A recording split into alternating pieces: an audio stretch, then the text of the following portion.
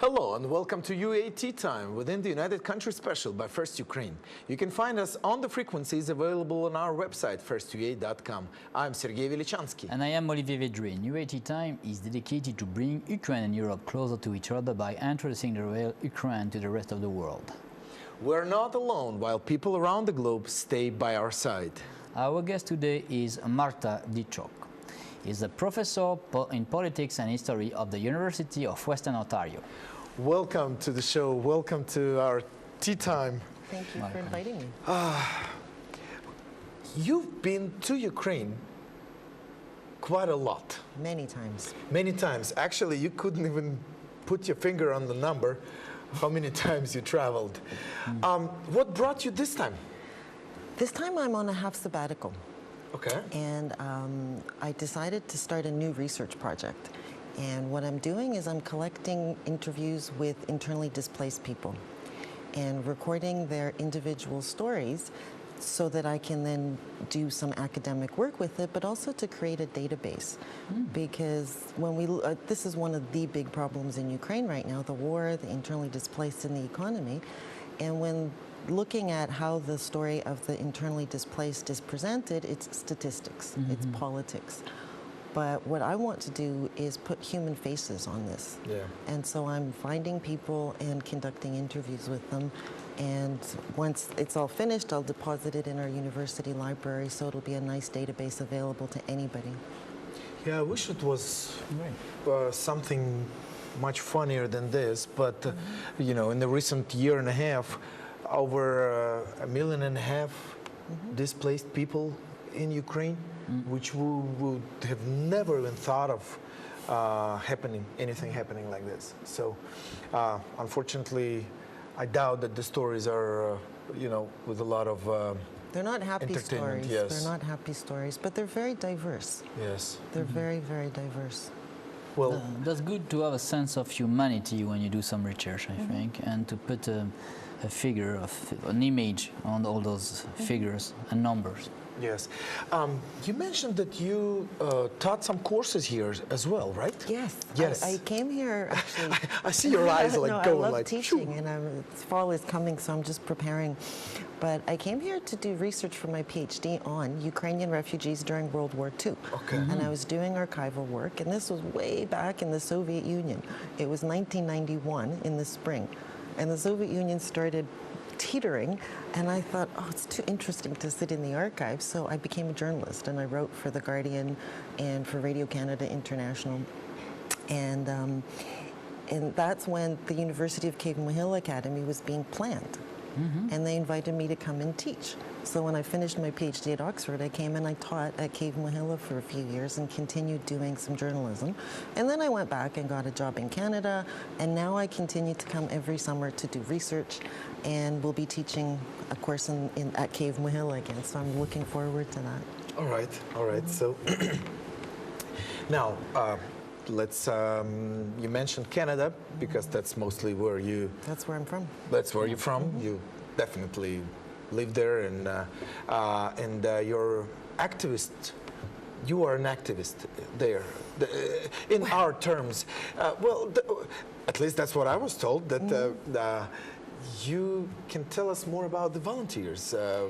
Well, I mean, I watch what happens. I try to report it as much as possible. I participate when I can.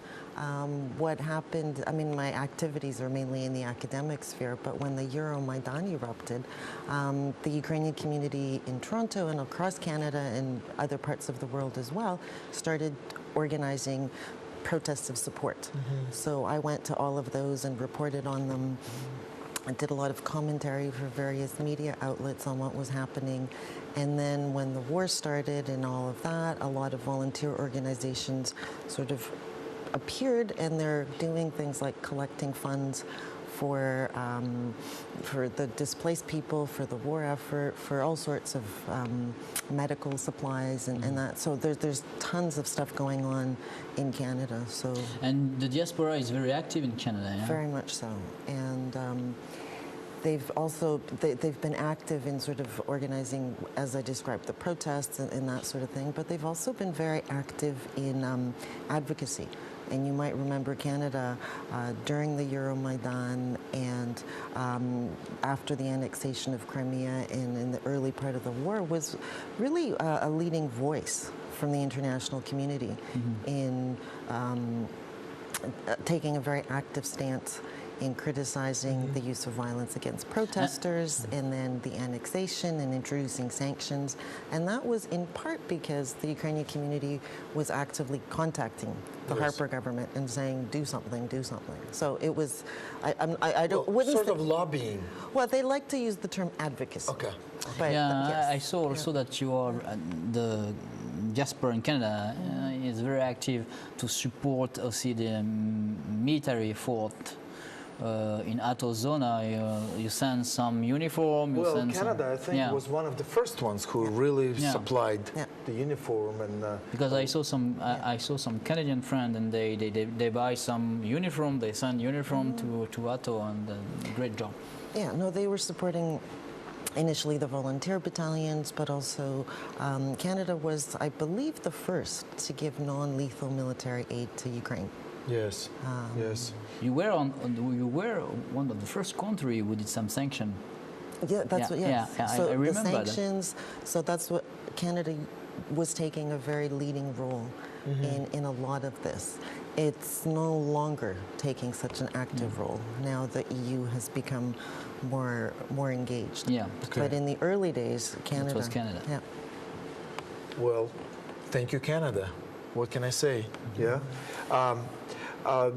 But is that partially because there is some parallelism between what took place back in the 70s in Canada with the terroristic attacks and some separatistic movements and with Ukraine nowadays? Would you please give us a little more background of what did take place then?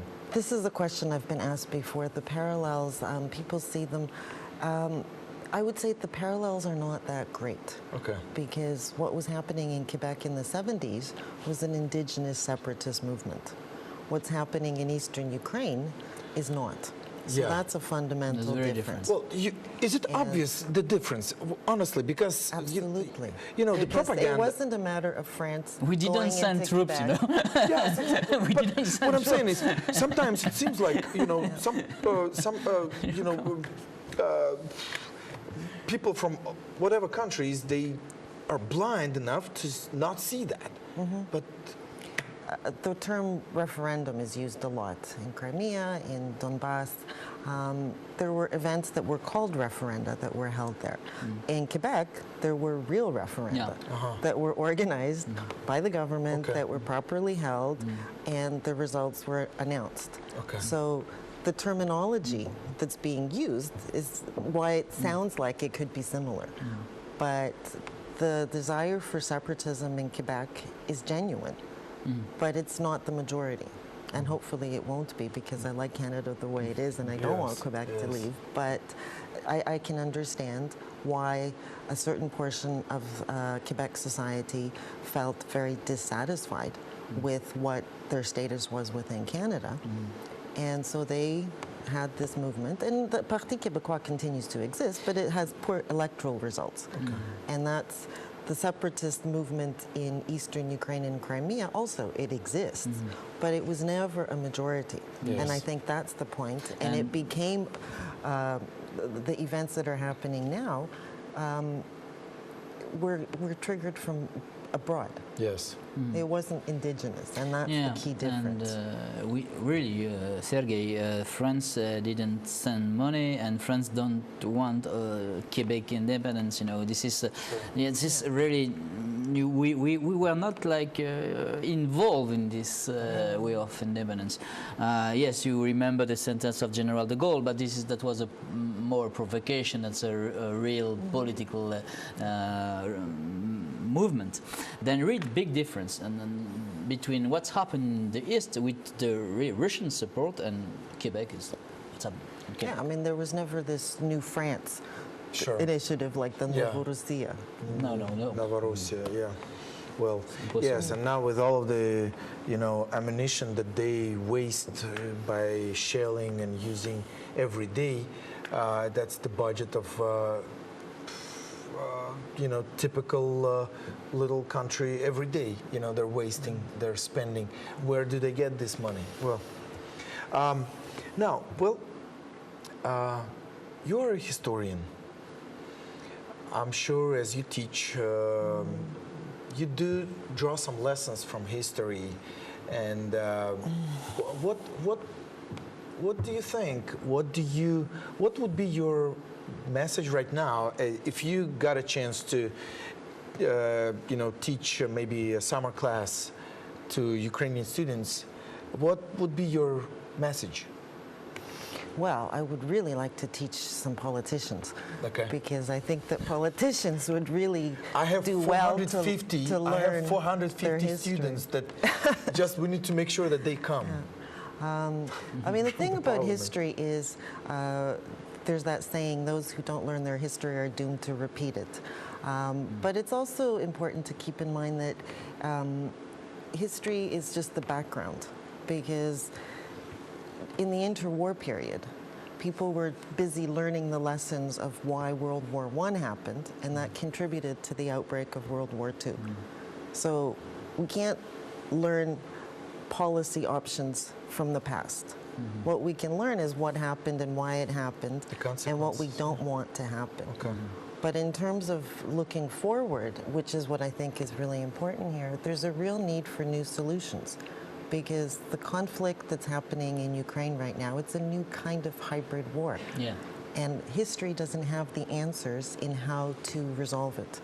So what's really needed is political scientists and international relations experts and strategic studies and military experts to all come together and think of how to, first of all, stop the conflict in Ukraine, and secondly, reorganize the international community architecture, because the existing institutions are proving to be completely inadequate, whether it's in Ukraine or whether it's in the Middle East.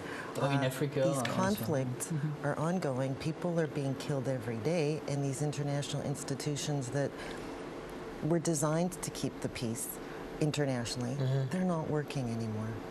And at the end of the Second World War, people came together and created new institutions, and that's what needs to happen now.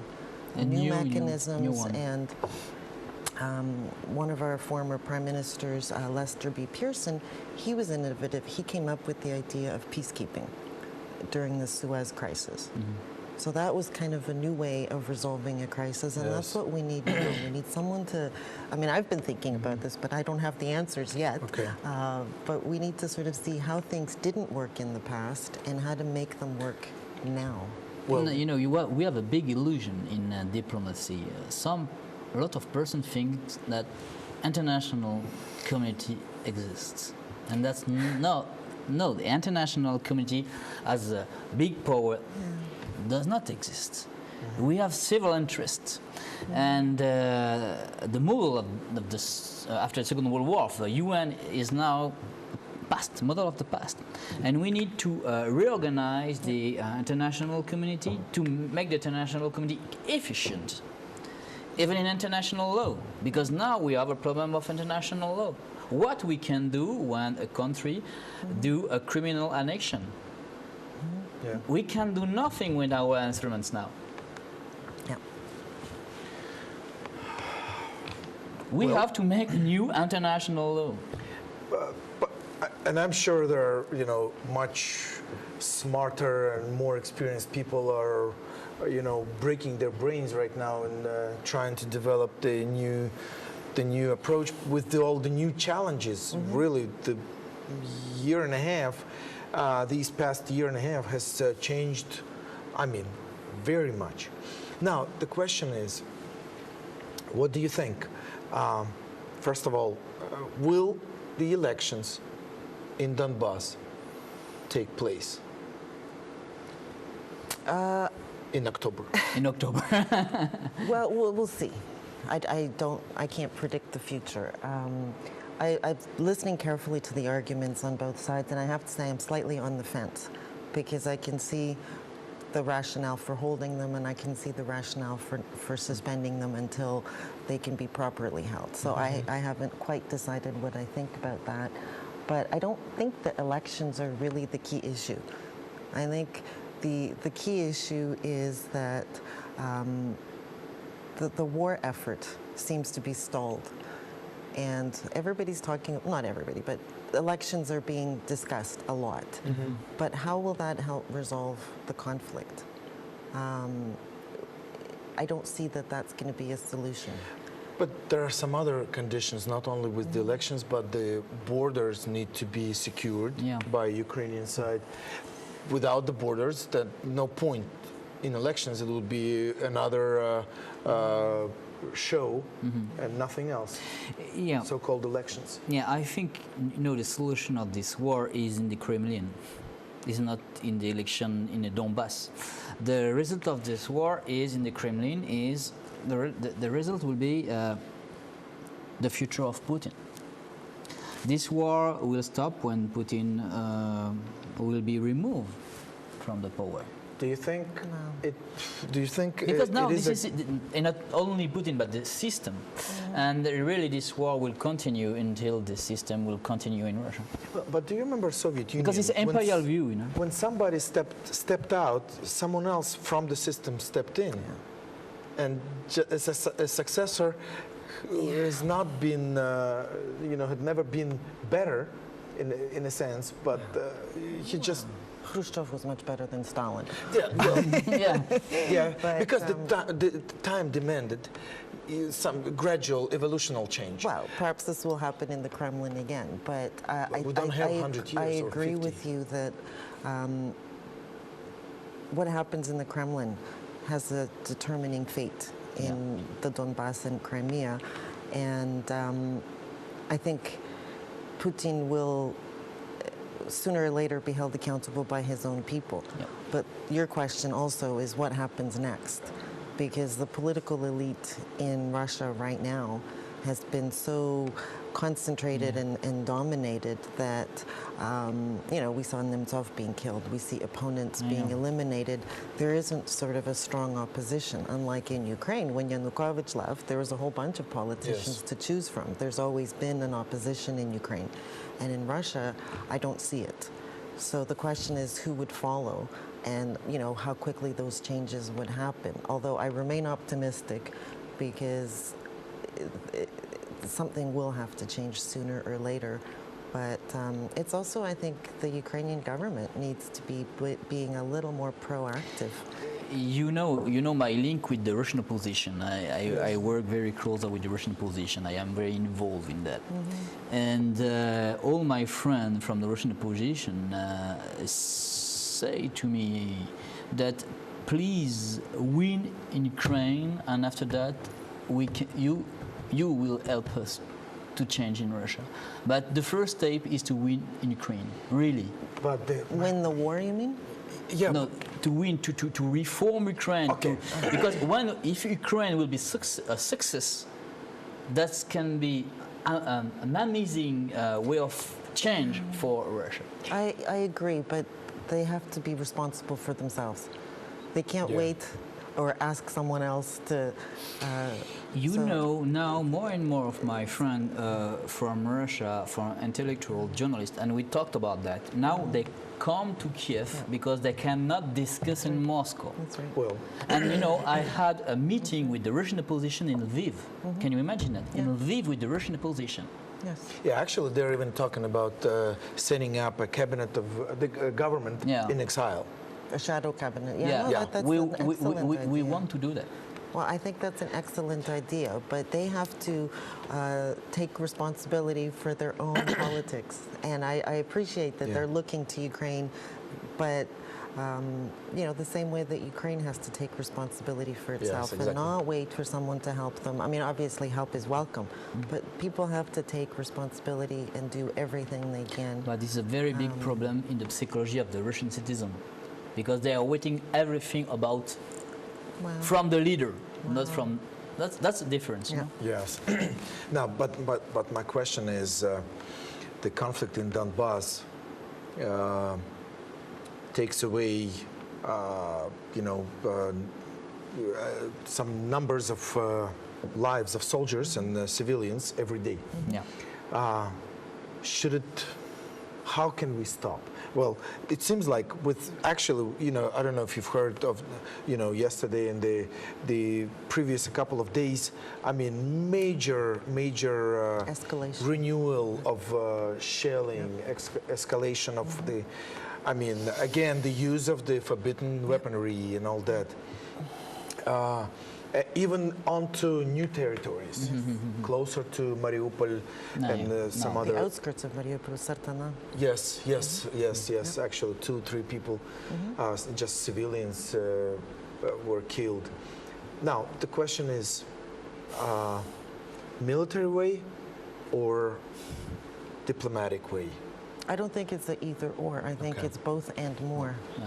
I think, both and more, yeah. I think and economical, like sanctions. Economic, diplomatic, information. This war is multidimensional, and the solution and the peace has to be multidimensional. So it's. I mean, the military. I have a lot of questions about the conduct of the war on the Ukrainian side, and if you've had. Men from the front in your studio. If you haven't, you should. Listen to what they say, because quite a number of them are saying that they're questioning the command structure. That they are ready to not advance into Russian territory, but simply to take back the Ukrainian territory. And they're not being given the correct. They're not being allowed to do that. This is the anniversary of that. Ilovaisk. Yes. And again, there's an exhibit, a photo exhibit that was done by 4 photojournalists who just happened to be there, because one never knows. It's going on, the photo exhibit now. It's a very good exhibit. Yes. And one of the correspondents was saying that if you look at what the government was saying at the time the events were happening, it's very different from what was going on. Now, that's not unusual. All governments have to present a certain image of the war, whether it's the U.S. or Ukrainian government. That's normal. But the questions of what's going on within the military, I think those are very serious questions that I would like to see addressed more. I don't think that's being addressed enough, because, as you said, I mean, that's the, listening to the casualty figures. It breaks my heart. We talked about that with our friend, security expert, Volodymyr Polievy. Yes. And he was very angry about that, very. But I think this is, come on, the command general, they did the same school than the Russian general, and they were in the same classroom, and I think they were surprised about this war, and also I think I am agree with you. They had a problem of management of this war, really, because with the chief of battalion, with lieutenant, captain, chief of battalion, everything was okay, really. But when you go at the top, something is wrong, and we know that some of them were some agents of Russia, and you know that the SBU did a great work. They fired a lot of them because the SBU really helped a lot Ukraine, and the SBU fired a lot of them, and now more and more we will have good professional. But at the beginning, that was But again, and the symbolic thing. First, well, psychological and symbolic. Psychological is that at that time, our soldiers and commanders were not prepared to fight the Russians. Of course, Yanukovych destroyed the army. Yeah, no. But when actually the Russian military showed up at Ilovaisk and all of those areas, that's when the real clashes took place with the Russian regular army. So that's psychological. I think we have overcome because that. During year and year, they say Russian are your brother, blah blah blah, and Putin now. This is a war between brothers in the same family because of Putin. Yeah. Well, but then symbolic is all of those events took place in August, surrounding the 24th of August, the Independence Day of Ukraine. Well, yes, that's why now, we can be afraid about now what will these happen. days, again, the celebrations of independence, and looks like some provocations are starting to take place. I hope we'll learn from the lessons from the history and try not to make mistakes, the same mistakes, right? Time is running. Actually, we have run out of time. Oh, wow, that was Yes. very interesting. What do you want to say anything to actually it's international viewers, they're the ones that are going to be watching the program. What do you want to tell them? Final comment. Yes. Well, I think it's important that people watch what's going on in Ukraine. I think that over the past 8 months, 9 months, Ukraine has really slipped from the international headlines. Yeah. If you look at the major international media outlets, Ukraine hardly ever appears anymore. And that's not because there aren't things happening in Ukraine. It's because the war has started to drag on. Yes. But there are a lot of very important and interesting things happening in Ukraine. There's politics, the war. There's also a lot of dynamism happening in this country. And I keep going to music festivals, and I'm amazed that despite the war, there's such a vibrant cultural scene. So I would just say, look to see what's going on, because there's a lot of interesting things going on here. Thank you. Thank you. Thank you. It was Marta Dyczok visiting with us and sharing a cup of tea with us. History, despite its wrenching pain, cannot be unlived, but if faced with courage, need not be lived again. It was United Country UA Tea Time by First Ukraine. Thanks for joining us for a cup of tea. Olivier Vedrine and Sergey Velichanskiy were working for you in the studio. Stay with us and we will show you the real Ukraine. Thank you for being with us. Have a good day and see you soon.